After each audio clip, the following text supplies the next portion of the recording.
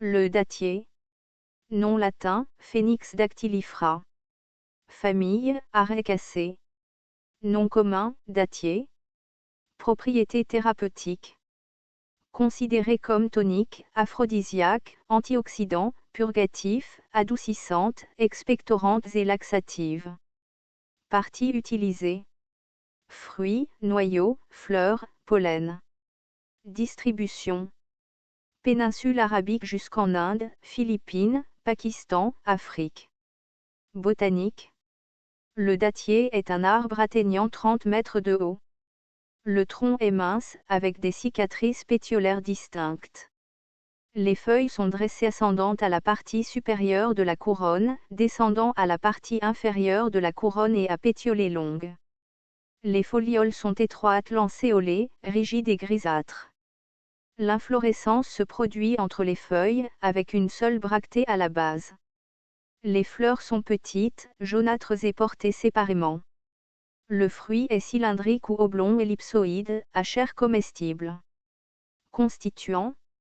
Il a un contenu calorique élevé avec plus de minéraux et de vitamines essentielles que la plupart des autres fruits. Le criblage phytochimique a donné des flavonoïdes, des glucides, des glycosides, des stérols, des triterpènes, des tannins, des saponines, des alcaloïdes et des coumarines. Utilisation culinaire. Les fruits sont comestibles.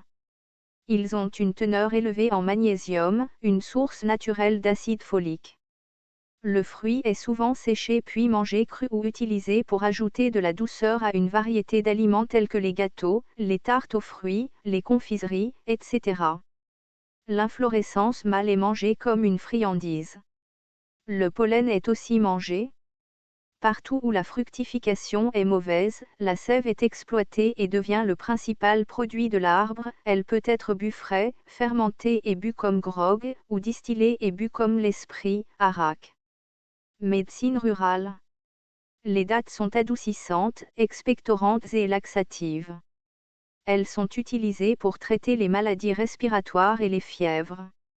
Utilisées comme tonique, pour la fièvre, le rhume, la cystite, l'œdème, le mal de gorge, le cancer du foie, pour augmenter le nombre de spermatozoïdes. Les graines sont utilisées sous forme de pâte pour soulager la fièvre, la gomme est utilisée pour traiter la diarrhée. Les racines sont utilisées pour les maux de dents.